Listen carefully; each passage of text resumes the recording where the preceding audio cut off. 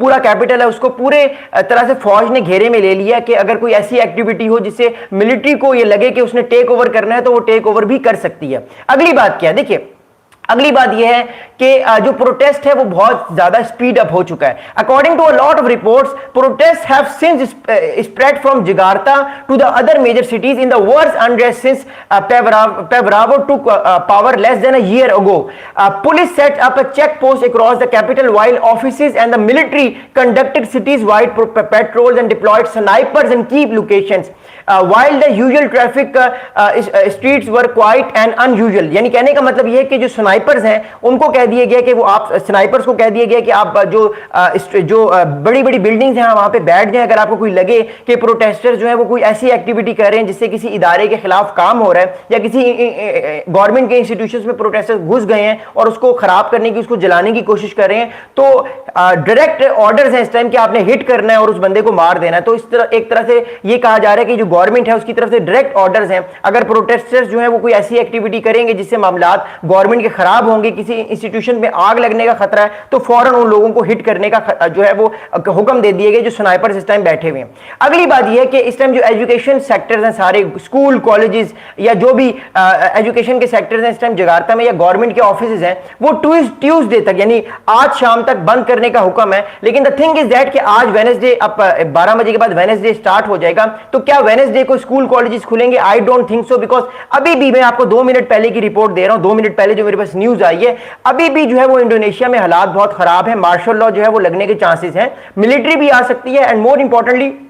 लोग जो है वो अभी तक अपने घरों से बाहर निकल चुके हैं, लोग अभी तक अपने घरों में नहीं गए। हजारों की तादाद में प्रोटेस्टर्स इस टाइम ऑल अक्रॉस इंडोनेशिया अपने जो है राइट्स की बात कर रहे हैं और जो गवर्नमेंट ऑफ इंडोनेशिया है उसको कह रहे हैं कि जो आपने 10 टाइम्स ज्यादा सैलरीज या जो हाउस अलाउंसेस बढ़ाए हैं गवर्नमेंट ऑफिशियल्स के जो कि पार्लियामेंट में बैठते हैं, इस फैसले को वापस लें और हमारी सारी बातें माने। तो ये एक बेसिकली थिंग है। इसकी वजह से बहुत सारे गवर्नमेंट के इंस्टीट्यूशंस जो हैं वो आज ट्यूसडे तक था, आज तक तो वो बंद थे, बट मोर प्रोबेबली कल भी वो बंद ही रहेंगे, बिकॉज ये प्रोटेस्ट अभी इस टाइम बड़े एक्सट्रीम लेवल पर हो गए। अब अगली बात क्या है, इंडोनेशिया के जो प्रेसिडेंट है इनका नाम है प्रोबावो साहब। ये बेसिकली प्रोबावो साहब जो इंडोनेशिया के प्रेसिडेंट हैं, ये बेसिकली एक्स मिलिट्री रह चुके हैं, ये मिलिट्री का हिस्सा थे। ये मिलिट्री में रिटायर होने के बाद जो है वो इन्होंने ये फैसला किया कि he will become the president of Indonesia. हमें पता है कि हिस्टोरिकली जो है वो सिकारनो और सुहार्तो ये भी बहुत इंपॉर्टेंट लीडर रह चुके हैं इंडोनेशिया के, ये भी मिलिट्री रूलर्स ही थे। तो एक तरह से इंडोनेशिया में मिलिट्री रूल पिछले 60 साल से है, वो कहीं ना कहीं कभी डेमोक्रेटिक फॉर्म पे आ जाता है, कभी वो हाइब्रिड फॉर्म पे आ जाता है,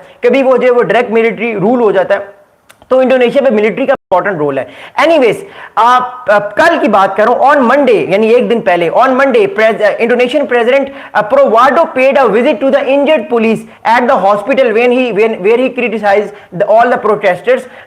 and he is saying that the law states that if you want to demonstrate you must ask for permission and permission must be granted if it must end at 6 PM। तो president प्रोवाडो जो इस time Indonesia के president हैं, उन्होंने पहली बात है कल जो है वो विजिट किया है उन हॉस्पिटल्स का जहां पे पुलिस और पैरामिलिट्री की जो फोर्सेस थे वो इंजर्ड थे। उन्होंने दौरा करके उनको जो है वो हिम्मत दी है, हौसला दिया और उनको जो है वो अप्रिशिएट किया कि इन लोगों ने प्रोटेस्टर्स को कैसे काबू में वो लेकर आए, उनको मारा है।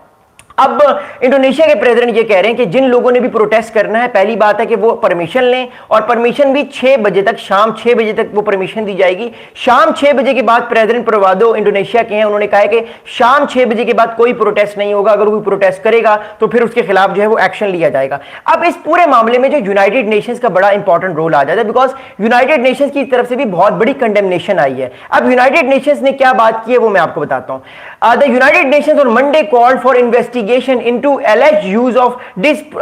disappropriate force after 6 people were killed in protests across Indonesia sparked by anger over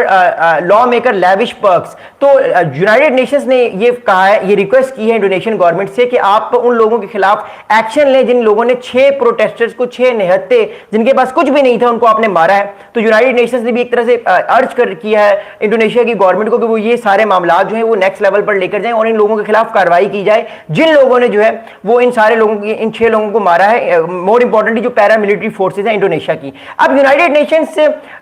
United Nations human right council की जो एक स्पोक्स पर्सन है, इनका नाम है मिस रेवीना शमसानी, मिस रवीना शमसानी जो है, ये एक यूनाइटेड नेशंस ह्यूमन राइट्स की जो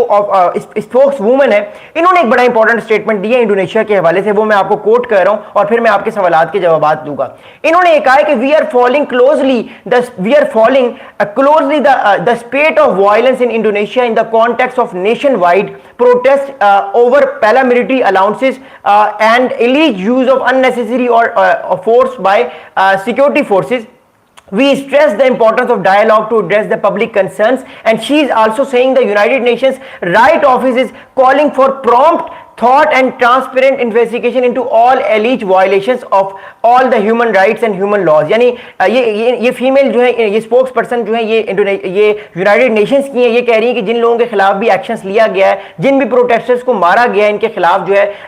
उन लोगों के खिलाफ एक्शन लिया जाए, और यूनाइटेड नेशंस इन सारे प्रोटेस्टर्स के खिलाफ साथ खड़ा हुआ है जिनके अगेंस्ट इलीज या डिसअप्रोप्रिएट जो है वो एक्शंस लिए गए हैं। तो यूनाइटेड नेशंस ने